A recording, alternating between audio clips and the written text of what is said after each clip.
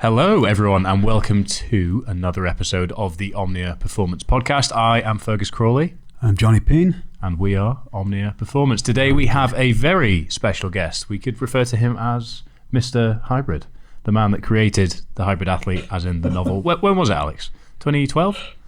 Oh, yeah, 2012, based mostly on articles from 2010, 2011, yeah. Okay, fantastic. So I've inadvertently introduced Alex. So Alex Viada is our guest today. Welcome. It is great to have you on board. Really looking forward to today's conversation. So why don't you just kick things off for us by giving us a little bit of context on who you are and what you do and what you've done, I think is fair to say. Sure. Yeah, no, again, my name is Alex Viada. I've been in fitness industry for... Every time I start saying these numbers, they get bigger and bigger, which logically makes sense, but is a little alarming at this point. Been in the fitness space for about 20 years. I wrote The Hybrid Athlete, wrote that about 10 years ago. That was based heavily on a lot of work I was doing in the early 2000s on what at the time was a mostly unknown style of training. I come from a strength background, got very interested in endurance sports after getting myself absolutely demolished on a 5K that I signed up for one day. Came from a background of lifelong athleticism, and as I was getting older and getting more down the strength exclusive path, I started to get a little bit of discontent with some of the polarization in fitness and some of the hyper specialization that was really in vogue around certainly message boards and online 2003, 2004, 2005, and started messing around with this concept of hybrid and concurrent training. Which was basically the idea of, being a strength athlete and doing endurance activities, being an endurance athlete and doing strength activities. Really, what is now kind of known as exercise, but back then was just kind of considered this aberration. And a lot of the early work was mostly trial and error, mostly error. And as over the years, went from running 5Ks to running marathons. Did a couple of Ironmans, a couple of ultras. Trying to maintain and build high levels of strength and overall athleticism at the time, and it's been refined over the years. I would say I wrote the Hybrid Athlete book and kind of came up with the term about 10 years ago, and have just been steadily doing work ever since, just on not just popularizing this concurrent training, but looking for real scientific backing for it, and really doing the best to kind of expand it and get more people engaged in realizing and pushing human performance potential, and trying to be as an educator as much as possible in this field, and have coaches out there do a far better job than I ever did in continuing to kind of spread the word and really just keep pushing human performance potential. So just so we can almost lay out the terms before we dive into the meat and bones of the conversation, how would you define hybrid or concurrent training in your books?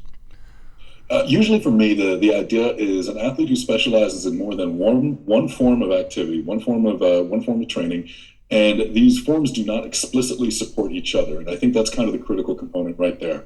For example, a powerlifter who also runs, the endurance side, the cardiovascular side does not inherently support the strength side of things. And I think why that's an important distinction is realizing that training stimuli and optimal training stimuli for these two things may be extremely difficult, and if done correctly, explicitly interfere with each other. A lot of that was early experience and, trying to keep a 700 plus pound deadlift while running a fast marathon, and realizing that took significant amounts of work, because if each form of exercise is done on its own at its most conventionally optimal programming, you're going to get subpar results in both. Yeah. I was going to lead you back to that if we had the opportunity, which was the notion earlier on that you said that you got a lot of things wrong before you got them right. Without throwing you under the bus too much, you and I have talked about this plenty of times, Alex, is that, in order to find yourself at a place where you could kind of conceptualize this idea of hybrid training, and as you said earlier on, from your own experience, it was a case of being predominantly a strength athlete and then being kind of humbled by the 5K, which, correct me if I'm wrong, seemed in your brain like something that you could easily smoke, and then it smoked you. And then so some of that comes from a kind of clearly a competitive drive, which is to say, listen, I'm not going to let that lie there, but I realize, that there are problems here in trying to piece these two, as you say, inherently kind of disparate elements together. What went wrong? What were the kind of things that you came up against in trying to build this kind of what you now conceive of as hybrid model? Well, one of the biggest things was really following programs that were intended to be hyper-specialized and continuing to follow conventional powerlifting programs for my lifting, and then following conventional running programs and going out. And my training at that time consisted of going out and running with runners and people who did very little other than run. And I think that's where kind of the wheels fell off, was in realizing that these programs, just based on the kind of disparate stressors, first of all, the programs week to week didn't align with each other very well. I'd find myself suddenly, just coming off a long run and the next day trying to go in and doing, heavy lower body work, and just realizing that I was always either mentally, physically, just not in a proper state of readiness from workout to workout. A well-constructed program has you generally rotating stressors enough that by the time you get to the next workout, you recovered enough to complete the training objective. And a lack of consideration and even a lack of understanding, because I had a running coach for a while, a lack of understanding of the particular stressors of the opposite form of training really led to massive conflict in a lot of the training. And I was consistently missing numbers. I was consistently missing lifts. And at first I just thought it was an aberration, but week to week, I was getting weaker and weaker. And my running simply wasn't improving. I was going in and I was going out there, and initially I had some improvements, but I was feeling beat up all the time. My running form was always absolute crap. Mentally, I wasn't in it. My speed work was always suffering. And as a result, I was doing absolutely nothing well, but I was following these two programs, which are very well-constructed programs, to an absolute T. And that was, there was a very big moment there when, I thought when I was doing this at first, here I was thumbing my nose at the establishment, back in 2007, you can do both. And I realized that I was doing both absolutely terribly. So maybe the establishment was correct. So there was this, it was both a combination of competitiveness and also saying, come on, I'm better than this. I think I have all the recovery known to man. I was, 27 years old at the time. I'm thinking, okay, I can rebound and pretty much do anything I want, and that works up until it doesn't. And that was it was kind of around that point when I said, okay, there has to be a better way to do this. I'm really going to start this kind of self-experimentation and see where this leads me. So with that self-experiment, obviously kind of go back to the drawing board. We've described it, the same thing in actual fact, from certainly from my experience, and Fergus has been a great example of how this stuff can work with a great deal of volume. But we've kind of looked at it and for your perspective, you have had to go back to the drawing board because this 200% of programming that you're doing is kind of killing you. You can't keep filling that glass up. So what did you do then in that circumstance? Clearly, in some sense, you must have taken some of the work out of the lifting and some of the work out of the running. But how are you doing that without just kind of reducing both of those optimal programs to 50% of their capacity, in a sense? Well, I mean, there was a kind of a lot of a conversation on hybrid principles. Some of the things was obviously cutting out the additional work. Yeah. Realizing that honestly, 50% of the work that you do in most programs is what's giving you 80% of the results.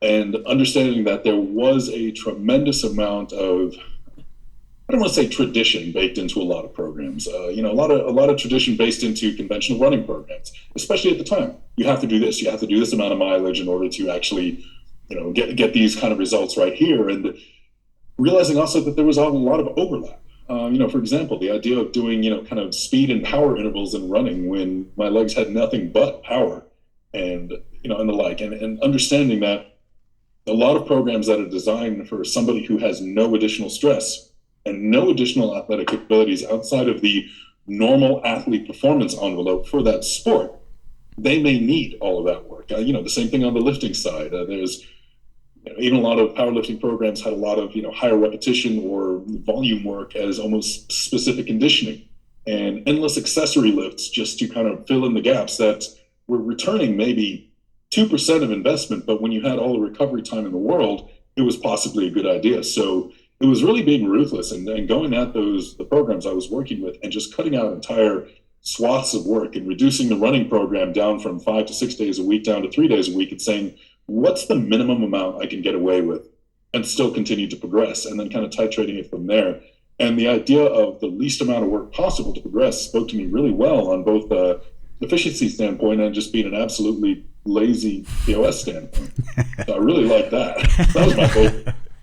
It makes a lot of sense. Again, you remember when we climbed Everest together 6 or 7 years ago now, and we had a chat about this kind of stuff. And my journey to the same point had been through martial arts and through combat sports. And it's a similar kind of a set of circumstances, is that you'll have a combat athlete who has suddenly discovered this concept of strength and conditioning, and who's been training particularly well, already has a massive amount of strength, but thinks they have to put this program together. Oh, now I need to do all these things, and all of a sudden they find themselves tired, and they think, well, maybe I should do more. I'm obviously not working hard enough, etc., etc.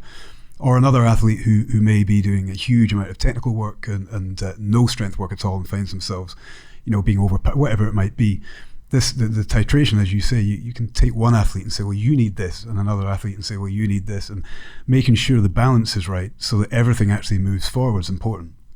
But actually what that generally requires is taking some of the fluff and the nonsense out. It's like, well, do you really need to hit the bag for an hour every night because Muhammad Ali did that in 62 or whatever it might be, The chances are no. So what do we do is, and as you said, is to remove that excess kind of tradition and that excess kind of nonsense. Junk miles, I suppose, is a great example, isn't it? If we take you back to the running and things, do I really need to be doing these extra miles just because time on my feet is apparently something that's important?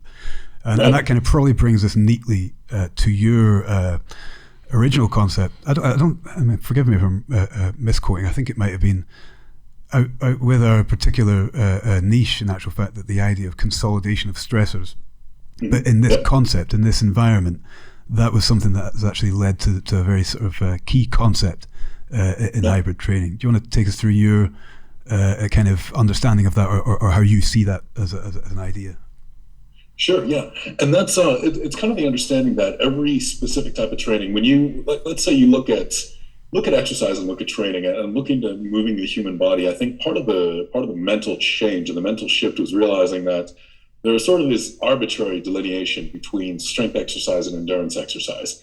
There's differences in programs and mindset and athlete philosophy and this, that, and the other, but realizing that on a given level from minute to minute, the body isn't quite sure necessarily what it's doing. It doesn't know, obviously there are certain greater adaptations and adjustments that come on when the body's running versus lifting, but for the most part, if you break things down into things like muscular contraction and providing energy substrates to muscles and circulation and all that, it's fundamentally a lot of the same process.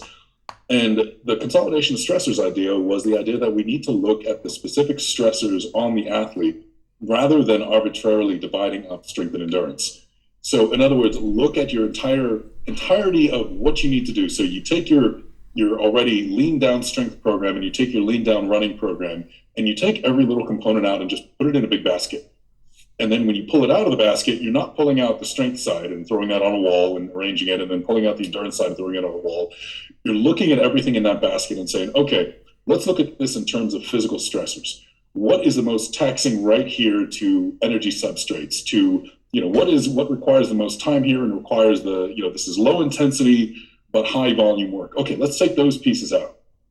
And we'll arrange those on the training program as the volume segment of the microcycle, the volume segment of the week.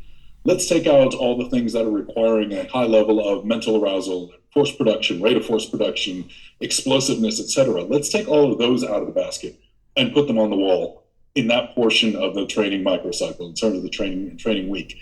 And when you look at it that way and you consolidate your training by stressors, not by arbitrary delineations, strength, endurance, this, that, the other, you start to get a program together and you start to get a training week together that allows an athlete to go into each portion of the training week and say, okay, today I'm doing strictly explosive work. I'm doing strictly high rate of force production work. It doesn't matter if it's going to be on the track. It doesn't matter if it's going to be on the weight room. Mentally, this is where I need to be. And all my program up to today is going to be designed so that today I am fresh enough in terms of explosive speed and power to complete my training objectives, which may mean very well avoiding things a day or two before that's going to cause any kind of mental or psychological fatigue, that's going to cause orthopedic stress or soreness that's going to stop me from adequately expressing force, and things like that. So basically understanding that these stressors also represent a series of training objectives, and your week should be constructed around addressing and consolidating these stressors. So when you get into each session, the athlete is physically prepared to accomplish all of the training objectives regardless if it's part of the strength program or the endurance program, because it's all one program. Yeah, something we talk about a lot, isn't it? And I think just to give some context to it from those that might have seen the way that you put my training together over the past couple of years, it's why myself and so many of our athletes are doing heavy squats, heavy deadlifts into 400 meters, because it's consolidating those stresses into the same sort of category. Yes, if we get into the nitty gritty, it is not the same anaerobic versus creatine phosphate pathway. No, that's not necessarily what we're saying.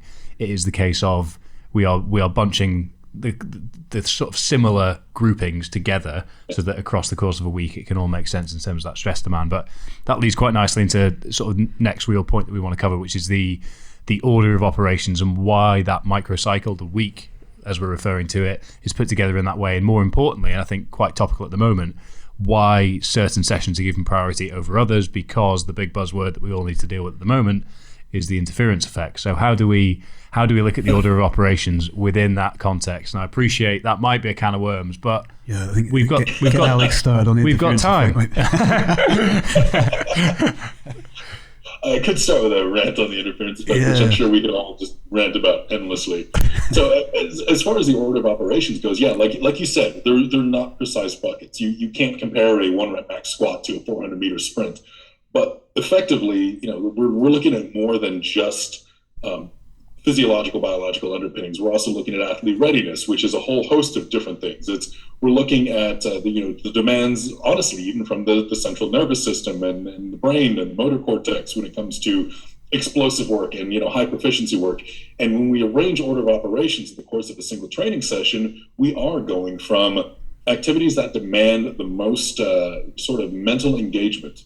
In other words, have the smallest margin for error and benefit the most from absolutely fresh mind, fresh muscles, etc., and put those first. And typically, it could be a lifting session, and typically that's going to be, your heavy or explosive or high skill work and high proficiency work that requires a lot of force in the beginning of the training session. And then as we move through the training session, we can move more towards things that require potentially a lower level of absolute momentary explosiveness or engagements. We can progress to, that's why we always typically say practically it ends up being your strength work first and then do your endurance work, then do your aerobic work. But in certain circumstances, we can even modify that. Like, let's say we have an individual training for, sprint intervals as well. They may start out their session with their heavy squats. They may progress to explosive sprint starts, the first 6-7 meters of the sprint out of the blocks, something similar like that, which is, a huge amount of force generation, but not terribly fatiguing otherwise. And then they may progress to the rest of their strength accessory work after that in the weight room.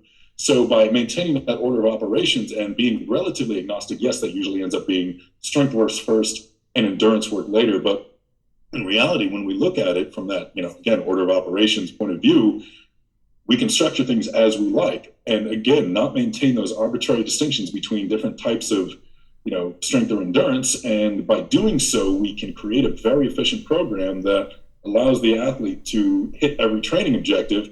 And in fact, one of the nice things about being able to maintain this sort of operations are some of the concepts of post-activation potentiation and how explosive work can actually allow for greater force output later. Sprint starts and, depth jumps and the like may actually potentiate and improve some of the quality of the squats and force output on later work in the training session. Concepts of pre-fatigue and how actually doing a hypertrophy-focused leg workout may deplete energy substrates enough to the point where going out and doing a tempo run afterwards. One of the objectives of a tempo run or any kind of endurance work like that is inducing localized hypoxia, hypoglycemia, triggering all those energetic adaptive cascades, creating a low energy environment. Doing that hypertrophy work beforehand may actually reduce the amount of time it takes to get the body into that or to reach that adaptive stimulus. But then people get concerned about the interference effect, which I suppose we can rant about. I think it's probably better not to. But I think we should probably touch upon why we're being somewhat cynical. I think it's because, for my take, I don't want to speak on your behalf, so jump in if you think, Fergus, you're talking rubbish. No, you crack on. But I think our take on it is for 99.9% of the population, the current research seems to indicate, as long as you put strength work first, it doesn't really matter. Yeah. I think that just about covers it from our end, really. That's a take home that's worth kind of putting out there. Is that the chances are for you, the listener, it doesn't really matter anyway. But there are things that we can do that you've just touched upon that are going to mitigate any potential effect, because obviously the interference effect exists but in certain circumstances and when things are you've discussed the interference effect way back when you were getting things wrong before you started to adapt your programming, and I mean that's the interference effect. Everything's going tits up because you're doing too much, doing it the wrong order, not considering this consolidation of stressors, etc., etc. So rather than it being proven or disproven, it's like, well, does it affect us? Can we work our way around it? How do we do that, etc., etc. And at this point, I think with hybrid, quote unquote, hybrid training, we're at a point now where we would say, well, we're mitigating that with the management of these things and with the way in which we're actually setting the training out. The structure actually discounts that. I would just like to add that I'm absolutely 100% acknowledging it does exist, and it is a viable body of scientific evidence. That was not my intention to make that seem unclear, but I think there's far too much conversation and discussion on how it should affect people's training or where it should be placed or considered, where it might not necessarily need to at this point. I think a lot of the basic principles are potentially being ignored or not paid attention to enough, potentially, where that would actually solve a lot of the potential problems that are being referred to with the interference effect. But let's draw it there, unless you've got anything quickly to add on that, Alex, that you think's worth mentioning. I absolutely agree, and that always comes down to the distinction of statistically significant versus clinically significant versus practically relevant. Yeah. And that's the interference effect, this shift in metabolic pathways or adaptive pathways. Is there a statistically significant decrease in rate of protein synthesis out? Yes, sure, yeah, absolutely. You can see the data. Is it clinically significant? In other words, is there going to be a major difference in endpoints in a properly constructed program? Probably not. Is it practically relevant in terms of, is that the biggest factor an athlete should be looking at in terms of their programming? Like, absolutely not. We did well not to go down a rabbit hole there, didn't we, everyone? I think that's a good job, everyone. So I think you mentioned it a little bit there with the concept of pre-fatigue, which is something we talk about frequently and would love to talk about a little bit more. But to lead into that, can you just run us through your general overview of the considerations when it comes to specific versus systemic fatigue? Sure. Yeah. So I think that's one of the most interesting things with the pre-fatigue concept. Is that when we talk about systemic fatigue, we're talking about any kind of fatigue or response to training that results in overall lower athlete readiness overall as an organism. Everything level of readiness is actually decreased. Does that mean the athlete can no longer obtain a training effect? No, absolutely not. You can certainly at a high level of systemic fatigue still maintain a positive training effect than anything else. Local fatigue would be the specific fatiguing of a certain muscle group, the specific inflammation or reduction in energy substrates or stores of any particular muscle. So what the concept of pre-fatigue does, though, is it leverages the idea that a fatigued muscle is still a trainable muscle. And even a certain amount of systemic fatigue still allows for a training effect. And in some cases, a pre-fatigued muscle can actually be a easier muscle to train. Again, especially for a lot of endurance activities. I think we get into two things that I actually touched on earlier. And the first is that sometimes a warm-up or a dynamic warm-up, even one that involves heavy loads, may pre-fatigue a muscle, but actually allow for greater coordination and momentary force output. For example, again, post-activation potentiation. You do a heavy leg workout that may actually fatigue some of the muscles, may actually fatigue the quadriceps, may actually fatigue something else. But in the process, you're actually increasing momentary kinesthetic awareness of that particular muscle group and can actually leverage it for, like, let's say, a more powerful sprint start and the like. So technically the muscle is fatigued, but it's pre-fatigued in such a way that a training objective can still be met. So as a result, talking about efficiency a little bit, what you can do is you can reduce what would normally be the specific warm-up for a later training stimulus or a later training objective because you've done other previous training rather than specifically warm-up. So even talking on the endurance side of things and how, again, for a lot of aerobic adaptations, the systemic adaptations, cardiovascular adaptations and all that are systemic, but localized adaptations, change in mitochondrial profiles, local capillarization, a lot of the cellular changes do require a lower energy environment. And ordinarily on a decent length run, you have to run for a great enough duration to not only reach this lower energy environment, but to sustain it for a while. But a proper pre-fatigue, which may include lifting movements, which may include other productive athletic movements, may actually shorten that time by pushing the muscles into that environment simply via other stressors. So rather than spending an extra 2 to 3 miles of warm-up time to get yourself into that productive training zone, you're doing squats, or you're doing something else that the athlete needs to succeed and needs to meet different training objectives to get there. So it's a concept that's you're leveraging the concept of pre-fatigue and leveraging some of the work you do earlier, not just to minimize interference, but in certain cases to be able to create greater efficiency within a given workout. Yeah, I remember there's an interesting crossover there with some of the nutritional cycling as well. If you think about what did Sky team become? Ineos, was it? Yeah. And Dr. Morton had time with the athletes where they were essentially close to this is another can of worms, but close to being in keto. But you make sure that obviously they had a very limited amount of glycogen in the muscles, and then take them through certain protocols for that mitochondrial reaction, etc. And the same principle applies to a degree, doesn't it? Is that what we're doing is pre-fatiguing it for a specific outcome, not just to fuck somebody up before they're hard, which I think sometimes is how people see it. Is like, why have you tired me out before I've done this? And actually explaining that detail to them is very useful, I think. It's bang for your buck, isn't it? That's the way we view it, and I often refer to it and try and explain it as in that sense, because it's not a hybrid hack per se, but it is a way that you can elicit a certain aerobic adaptation if that is the desire of the pre-fatigue session, with less overall work. And when we're going back to those traditional running programming considerations, and you need to do X amount of mileage, I'm running 120 miles a week. Why have I got stress fractures? I wonder why. So it's these, but doing away with these traditional tropes and actually trying to be a bit more sensible about how it is programmed. And I think when you are a heavier athlete, as a hybrid athlete, if you're lifting, you're under more fatigue when it comes to your joints, your tendons.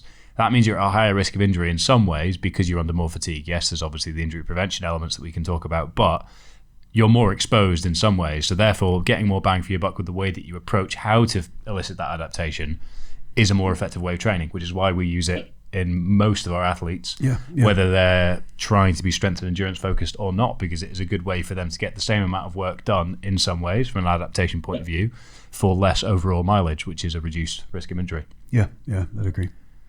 And talking about injury and talking about stress fractures, and we know there's somebody in the room who's been through that a good few times, worked too hard and broken themselves in a few different ways. You have talked again recently, and I like this concept of rotating these endurance modalities. So, for a runner, or maybe you'd like to give your own example about how you would do that, and how you would rotate, and why you might rotate these modalities within a given program. Not perhaps just a microcycle, but also kind of a larger concept there. Yeah, because I think one of the biggest issues you said as atypically dimensioned athletes, trying to think of a good buzzword. Basically, we're too damn heavy. As athletes that we deal with different orthopedic issues, I think, than a lot of runners. But even runners deal with this. Even very light specific runners deal with this. There's obviously specificity in sport, and specificity in sport training, and runners know that they need to spend time running, and cyclists know that they need to spend time biking, and everybody knows that a massive point. The most specific adaptation to your sport is simply doing the sport itself. That is king. But realizing that the more you perform a given activity, of course, you do reach a point of diminishing returns where you may need a 50% increase in volume to get a 5% increase in performance. And when you start to push up against that point, you realize that 50% increase in volume for a 5% increase in performance also carries with it a 50% increase in the chance of chronic injury. So that's when you think, okay, how am I going to continue to push past, this minimum threshold for adaptation? How am I going to continue to progress while rotating this modality to allow myself to elicit certain adaptations and continue progress without that same commensurate increase in injury potential? And that's when we get into, okay, how many hours per week or how many miles per week of running does a runner actually need to build and maintain movement proficiency, maintain the time on their feet, and understand that, yes, chronic injury prevention also involves loading the body carefully and progressively through the movement they need to do. You have runners stop running, eventually they're going to lose some of those specific structural adaptations that make them more durable runners. Sure. So we have to keep stressing them in that area. But we can also say, okay, look, this runner is going through a phase right now where they do need to spend more time, again, cardiovascular adaptations and, continuing to work on and expand their base. They're going to go through a cycle here where we do need to do a volume phase, a build phase, or anything else. Saying rather than just simply having them do more mileage, is success in their sport going to be predicated on them spending more miles on their feet, or is it going to be spent improving those fundamental aerobic adaptations that they're then going to leverage later on through their sport-specific training to be better athletes? So can we throw them on the bike? And can we throw them on the bike or on the elliptical or in the pool, water jogging, anything else to allow them to continue to stress their cardiovascular system, to get a lot of the benefits to, nutrient partitioning and, eccentric elasticity and preload in the heart and everything else. And, right ventricle, eccentric hypertrophy, and all of these kinds of things. Can we allow them to continue to stress themselves in such a way that we're progressing in certain adaptations and physiological adaptations without simply throwing them out on the road and throwing more miles at them?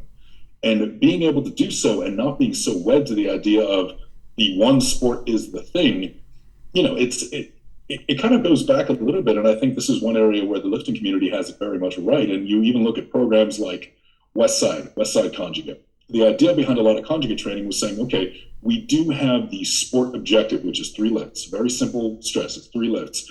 Let's build our way around it. Let's build capacity in these lifts by deconstructing it and looking at all the various components of an athlete that's going to need to be improved to allow them to improve in the lift. Because if we just have them doing the lift week after week after week, they're going to burn out, they're going to get injured. They're going to take that same approach and apply it to endurance sports and say, yes, running is the sport, running is the objective, but if all we do is continue to throw miles at this athlete, that's not ideal.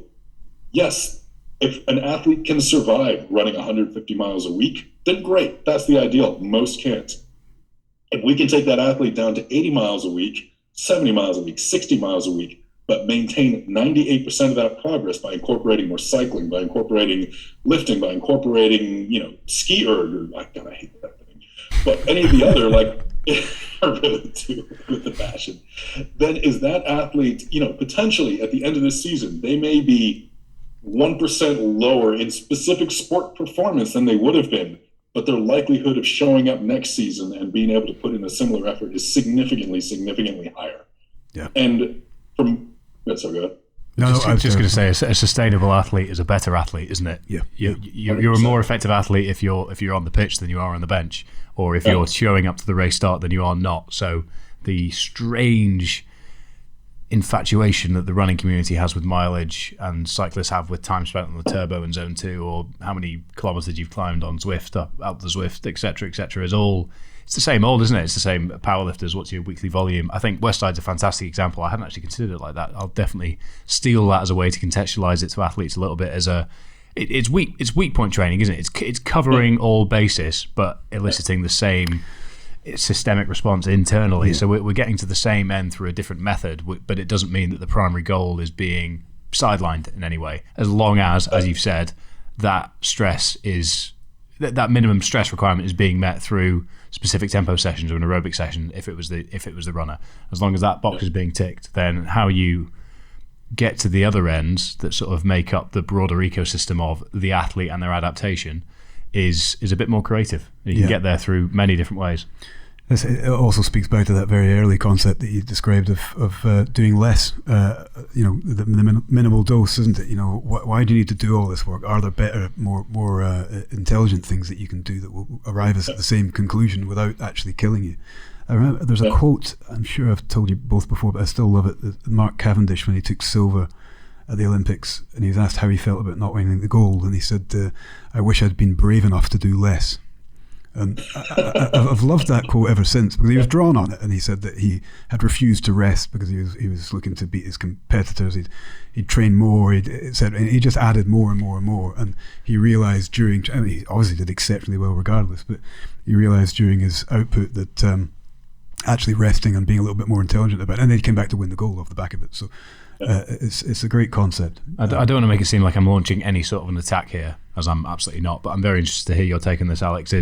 I think the functional fitness, and I don't know if I can actually say it if they're ever going to listen to this, but the leading organisation that curates functional fitness in a competitive sense. I think we can say CrossFit because we're not. No. We're not, yeah, but we can refer to them. 10 years from now, they might listen to this and go, right, that's a lawsuit. their tendency to try and be the hardest worker in the room, always be doing more, I think as a culture, whether the programming coming from HQ, I don't know, but whether as a culture, I think is one of the biggest pitfalls for a lot of athletes in that space at a recreational level and above.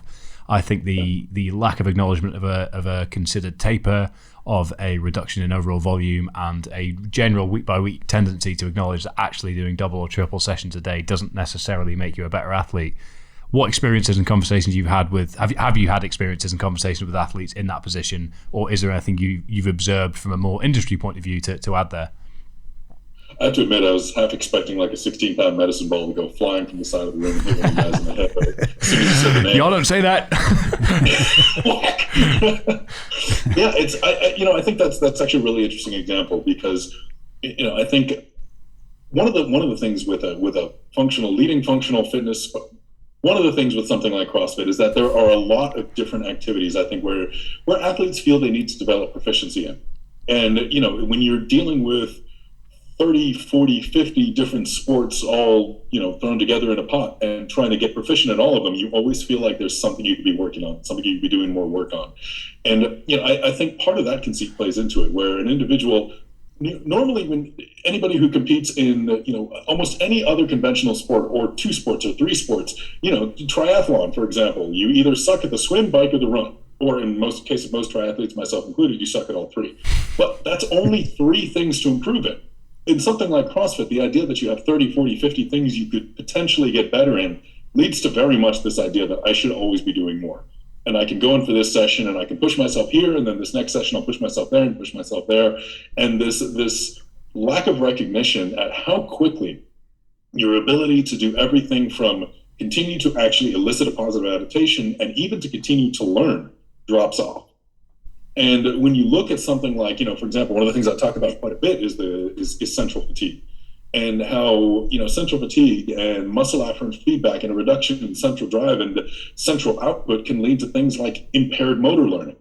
So by your second session of the day, by the third session of the day, given the intensity that you're training at, we're not talking about Olympic weightlifters who are training at a relatively low percentage a couple times a day and still eating, sleeping, breathing, weightlifting, and able to recover in between. We're talking about individuals who are going in and crushing themselves in a Metcon, and then they'll do some skill work and crush themselves again, and do some skill work and crush themselves again. There's not only this urge to do too much, but there's not this realization that on a neurological level, they are not actually even learning new skills at that point, because their ability to develop and maintain and build new connections and develop new coordination, like all of that is so impaired that even though there's this thought that I should do more, it comes back to the same idea that simply because you want to do more doesn't mean a further adaptive stimulus to your body is going to do any good. I mean, that's, somebody even commented recently in a sport as disparate as bodybuilding. Lee Haney used to say, stimulate, don't annihilate. And on an absolute universal level, that applies. You can only stimulate so much adaptation in a given day.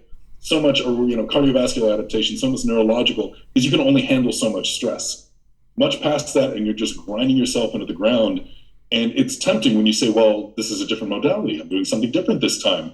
But we also realize that, you do, again, consolidation of stresses. You have to understand the stressors and understand what you've done earlier in the day that might be hindering your ability to even practice new movements. And, I think that's one area that I think a lot of coaches, especially in higher intensity functional fitness sports, would probably need to pay a bit more attention to. Yeah. You said it yourself a moment ago. You're not just speaking against perhaps a sometimes poorly handled methodology. You're also speaking against the culture, aren't you? I'd say more the culture than the methodology personally. I don't want to make it seem as if I'm attacking CrossFit or functional fitness programming, because I'm absolutely not. There's a lot of it's absolutely excellent. It's the culture, and exactly as Alex has said, it's the box mentality, isn't it? It's competitive, it's community, you're going against the person next to you, so you always feel you want to be doing more. And I think whilst that culture is fantastic in its own ways, it does lead to some potentially negatively reinforced patterns of maladaptation and inhibiting adaptation from an individual athletic point of view. And that's where if you then want to set more specific goals from a psychological point of view, it can be really difficult to let go of that volume, that 2 sessions a day. And that's where people start to struggle. And the psychology of it, from a programming point of view, is something we come up against. We have a lot of athletes come from CrossFit boxes, functional fitness spaces, to want to get a time on the board or pound pavement for a certain amount of distance. And letting go of what we would call arbitrary or fluff work, as we've discussed, can sometimes be difficult because of the psychology of that culture. Yeah, that is. So I think that's where the self-driven athletic side of things comes into play. But we could talk about this for a while, couldn't we? I think we could. So we'll steer it back to your own methodology and the experience as a coach at, well, your own company, Complete Human Performance, and things that you've found.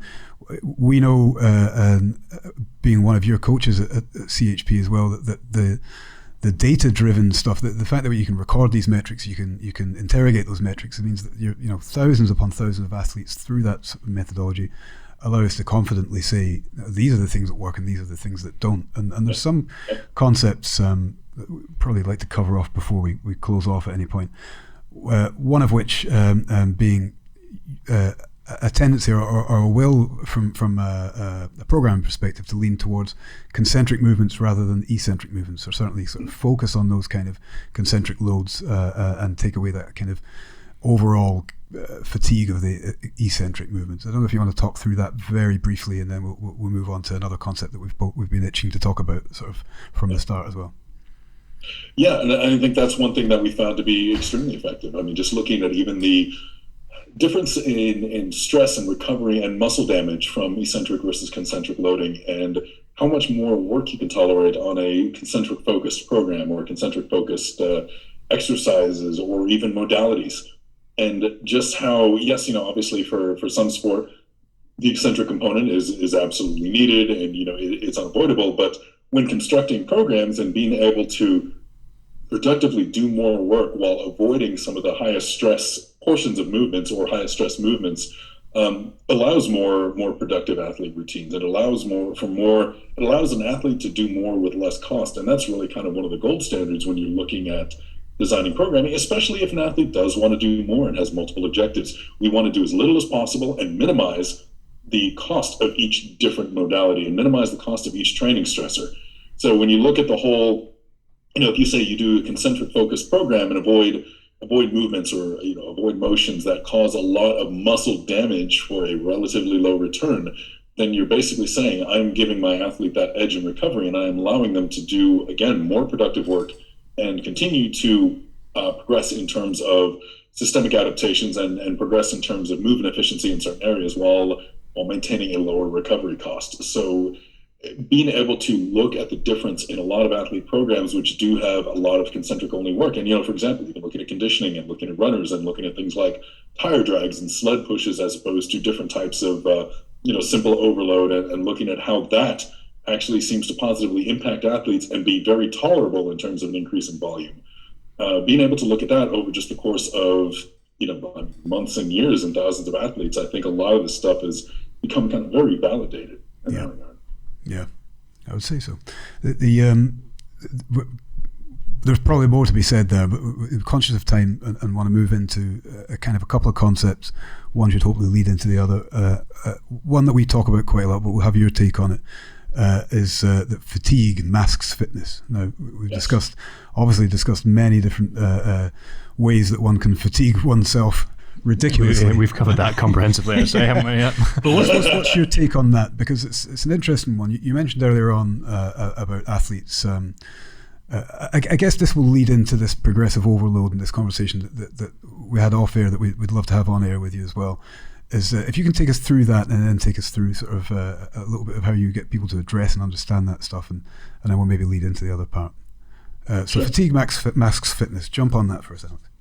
Sure, yeah, and the idea there is that an athlete, when they're operating at a generally fatigued level, they're looking at a couple different things that are potentially holding them back. Again, for example, we discussed a certain amount of neurological fatigue and just how overall a lower state. For one of the presentations I frequently give is on muscle afferent feedback. The sensory nerves inside muscle tissues actually negatively impacting maximum force output from the brain, and just how a background level of soreness, a background level of fatigue, and basically just being worked is going to somewhat limit an athlete's ability to express their top end strength and power. And that's regardless of their mental state. It's just going to be a fact. And for example, dealing with slight energy substrate depletion and potentially lower electrolyte levels and electrolyte disruptions and all of those, that's going to potentially limit your actual endurance output and cardiovascular output. And when you layer all of these together, especially in hybrid programs, there's a lot of different types of fatigue that an athlete is dealing with. So our programs typically account for a certain level of fatigue. And I think it's easy for athletes to get very, very frustrated or not know what's going on when, again, as we're probably going to lead into, most of us are only progressing in our fitness by fractions of a percent per week. And over the course of years, that's a profound increase. But week to week, the variability caused by athlete readiness and fatigue and all that may more or less temporarily eclipse our actual progress we're making. Layer on top of that all of this fatigue, and an athlete may feel like they are not performing up to par on a regular basis, even if underneath it their bodies are continuing to adapt and positively adapt. And it's understanding that a lot of athletes, especially when we're dealing with the multiple kinds of fatigue you see in concurrent programs, a lot of athletes are doing significantly better than they think, which is why we need to trust the metrics and trust that a lot of the data we're looking at, that's more than just, well, how much did you lift this week or how fast did you do your time trial this week? A lot of the data we're looking at supports a steady upward trend, even if they're not always able to immediately witness it in some larger display of prowess or performance until they come to competition. Yeah, interesting. Well, the managing the metrics, we've talked about this before. It's an interesting one too, and I know that you and I both, Fergus, and I know you do too, Alex. The communicating that to an athlete's quite hard sometimes, isn't it? Because if I had as a direct example just yesterday, an athlete come back having done the FTP test on the bike, horrible test as we all know, and had increased the test proved that they had gotten better and all the rest of it, but not as much as he would have liked. And I had to say, consider it in amongst all the other things that we're doing, though. This chap had never really lifted particularly consistently. His lifts have gone up consistently since we started training. His running, which he hadn't been doing before. This is a bike test, obviously, that he's doing, in amongst all these other things, which has also gone forward moderately, but all together, all at one shot. And I said, listen, if you consider it on its own, and if you consider that you'd only ever been doing biking, then yeah, sure, that's not a great increase. But if you consider it in amongst all these other things, all these other metrics with the fatigue they're experiencing, fellas just started BJJ as well, It's like you've got 8 or 9 different things going on here, and it's actually still progressing. And actually, even if it stayed static in amongst all those things, or even if we've seen a tiny decline in amongst all those things, this is progress. Had there been a deload for it as well? No. This is in amongst training. That's an incredible increase when you actually put it into context, isn't it? It was exceptional. I was saying, listen, from me looking at that from my side of the table, from a coach's eye, that's actually a mind-blowing, an amazing result. I wouldn't have believed you'd have gotten that. And he's gone, I've only scored like 8 more watts or something. The fact that you're still alive to me is quite surprising, mate. Let's do more. It's often most obvious on that top end sort of testing stuff. Mile time trials, 1.5 mile time trials, 400 meter efforts, that sort of thing. Or for me, it's squats. I can, or deadlifts. You know me. If I pull over 90% once, I can't pull over 90% again for 3 weeks deadlifting. Like just because that fatigue has then basically capped out my ability to lift above 90%.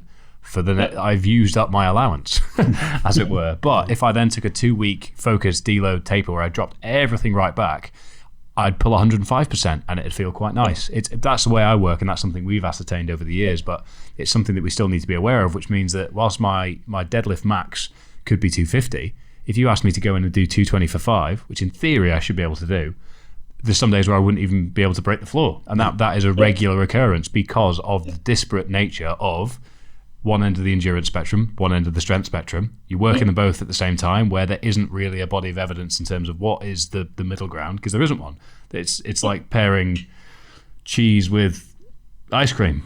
It just doesn't work. There's no way that somebody can bring that together. I'm sure there is. My cream cheese is a bit of a caveat there. Quite easy to get those together, I think. Damn it. But nonetheless, you catch my drift. But I think it's a case of, one, from our point of view, communicating that to athletes is difficult because the PB mentality, the progressive overload mentality is ingrained into a lot of us, because those that have been lifting for 10, 15 years, we've all gone through certain eras of the industry where the bodybuilding.com 2012 Z's, the IIFYM, every little iteration is ingrained that PB, put more numbers on the board, get a gym log, write it in there.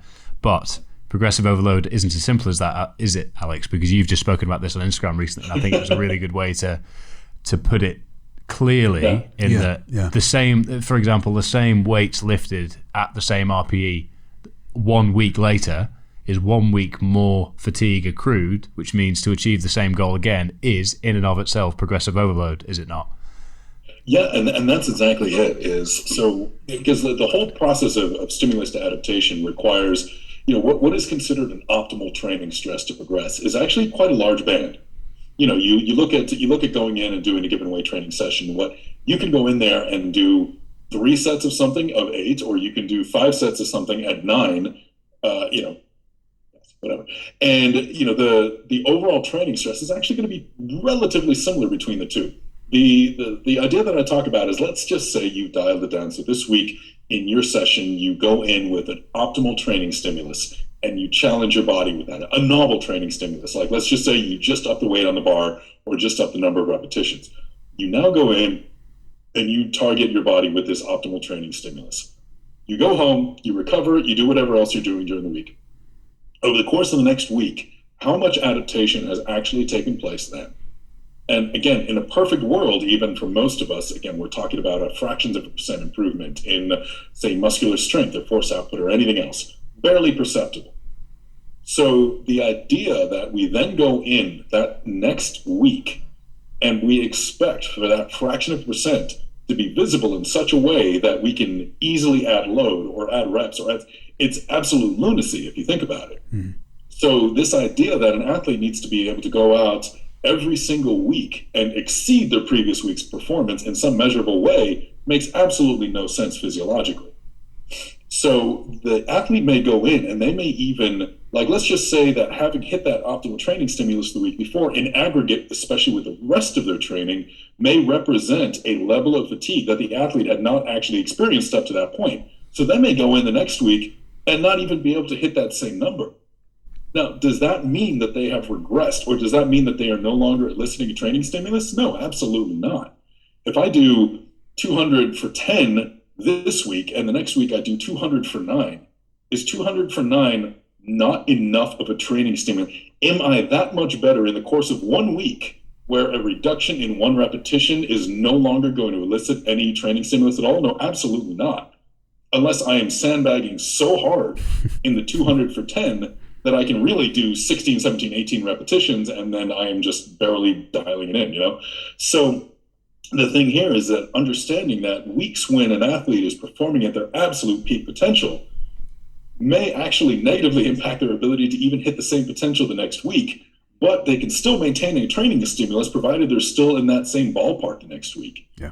And as long as generally the trend is upward, or even if the trend is, more or less flat with occasional spikes of inspiration, and those spikes of inspiration get better and better, but their metrics overall are improving, or they're learning a new sports skill or anything else, or they're even moving weight faster at the same repetition for weeks on end, they're still generating adaptation. There is still stimulus to adaptation. The process of progressive overload is still maintained. And I think that's so important, because otherwise athletes think, I need to throw more on this week. I need to throw on more on this week. They're increasing that aggregate fatigue and increasing the load at a rate that far outstrips their actual physiological adaptation. So what are they doing at that point? They're grinding themselves into the dirt. They're getting themselves mentally burnt out. They're consistently failing or missing marks. They're having to put themselves into a hole every single week mentally, being prepared for this stimulus that's already just getting greater and greater and greater. And over time, the athlete just caves. They cave physically, they cave mentally, because they're trying to get along this whole progressive overload idea that makes them think that they need to add greater training stimulus every week to continue to stimulate adaptation. And that's not how it works. Yeah, so what you're saying is putting 2.5 kilos on the bar every week's not actually all that intelligent. But it is to a point. Well, I think it depends where people are on their, for want of a better phrase, fitness journey. Yeah, and I think if you look at the way programs are built, I won't mention any directly, but programs that you can buy off the shelf, or famous ones that books have been written around and all the rest of it, you can see that there's an artificial reduction in the output anyway. You'll get, what's your training max? Okay, we're going to start at 90% of that, and we're going to take 80% of that, and we're going to do 8 reps. Well, the chances are, when you talk about your optimal band of progression, what you're dropping them, weaving them in right at the arse end of that, so that psychologically you allow them some growth within that program. And really, over the course of the whole thing, if you look at the volume and aggregate that volume and look at it, it doesn't really change much at all. You may be playing with some rep schemes and all the rest of it for the sake of mental stimulus and all the rest of it. But ultimately, the peak week where you get 103 to 105% is really the first week you've ever really pushed intelligently towards any actual progressive overload. And then you say, PB, the whole program was about this constant structure of going forward. And actually, it's manufactured. I don't even know, if I'm honest, whether or not some of these things have worked out that way by mistake, in actual fact. I don't think the concept of understanding this progressive overload really has been delved into enough so that people putting these programs together realize that what they've done is create an artificial process that kind of plays with that band of optimum progression.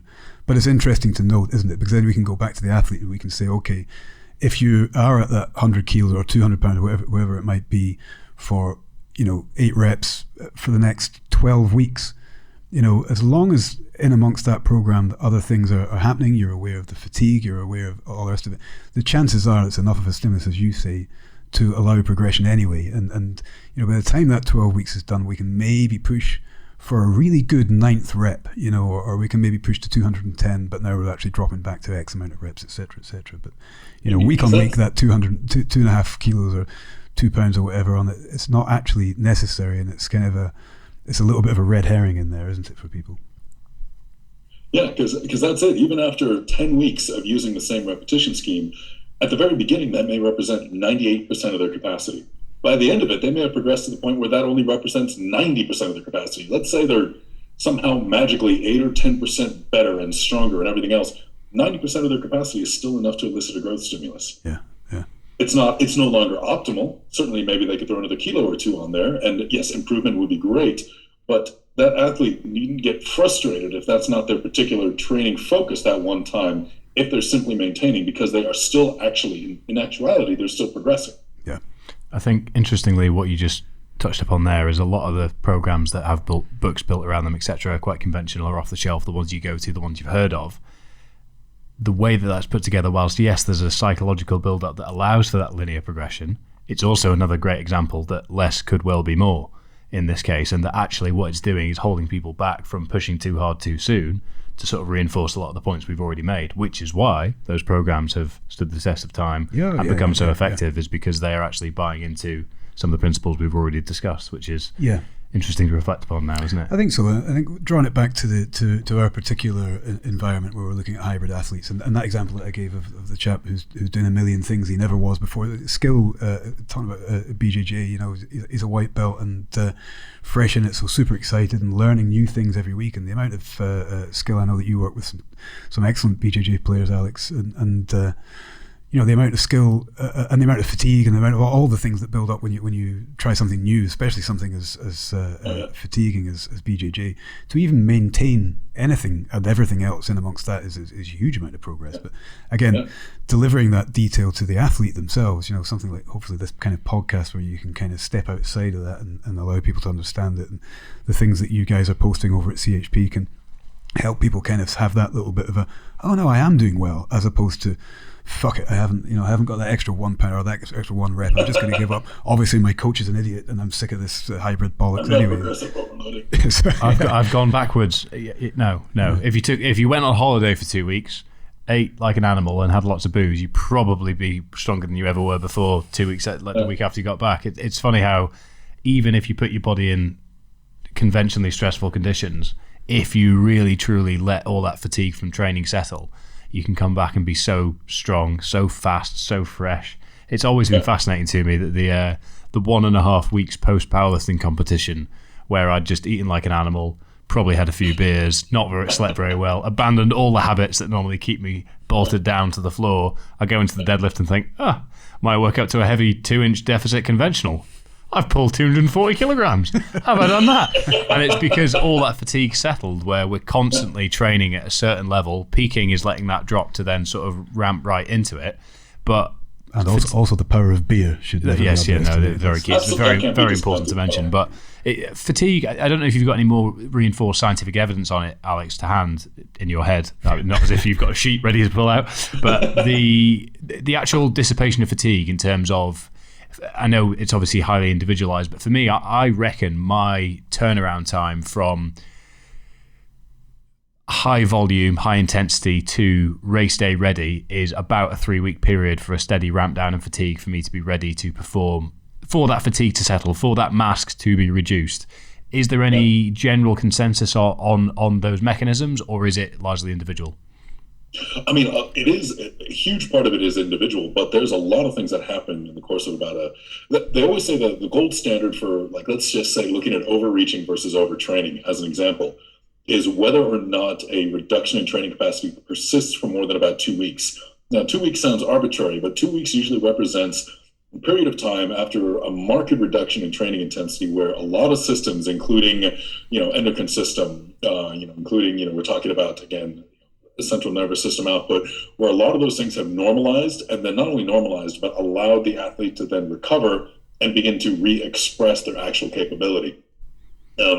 So basically, after a period of overreaching or a period of peaking, 2 weeks is kind of seen at the point, are we functionally overreaching or are we overtrained? Which also then plays into something like a taper, where if you're looking at an aggregate of, because the actual fatigue may dissipate, the actual physical fatigue and neurological fatigue may dissipate after a week. But at that point, athlete readiness and the ability to get into the headspace and, proper mental arousal, and that may take another week of low fatigue for the athlete to actually then feel confident in pushing themselves, because that's a very real factor as well. I think a lot of times we pay a lot of attention to the physical side of fatigue and say, well, as soon as that fatigue is gone, the athlete can go. When an athlete's been used to being sore, has been used to being fatigued, has been used to looking at lower numbers, for them to actually be physically recovered is only part of the process. So when a conventional taper program says, oh, you'll be fine within a week of taper, physically, yes, but an athlete then needs another week, if not 2 weeks, to get comfortable and confident now that they've recovered some of their expressed fitness to be able to actually go out there and leverage it. So it's absolutely that. For things like ultras and Ironmans and things as well, it gives you that time to then actually free up some mental capacity to think, right, how am I going to pack my bags? How am I going to approach transition? All these things that you don't consider within the broader context of programming. And I think that's something that we're very keen to incorporate with all of our athletes. I know it's something you're very focused on, Alex, is our body doesn't know the difference between one stress and another, whether it's our boss shouting at us or whether it's panicking about making the flight to get to the race on time. At the end of the day, letting that mental readiness, letting the physical readiness settle first, frees you up to let the mental readiness reset, and then that allows you to go into race, event, challenge, whatever it may be, in the best possible condition. I think that's something that this style of training really makes people realize is just how much of a come down there is from that overreaching phase to be able to perform. Yeah, I would agree. I think that there's probably enough for us to talk about, Alex, to have a part 2 at some point. But I'm conscious of time in terms of the overall time slot that we've given ourselves for this. So, I'm going to take you away momentarily from hybrid training altogether. I know that CHP are launching a couple of races. Maybe you want to talk about that, and I'll give you the platform for a minute or so to talk about where any revenue that comes from that from, because I know that you guys, yourself and Ariana, are keenly looking after or volunteering at a wolf sanctuary. Is that right? Yes. So you might want to talk about that. Talk about where the race funds will, hopefully go and garner some interest there, if you want, mate.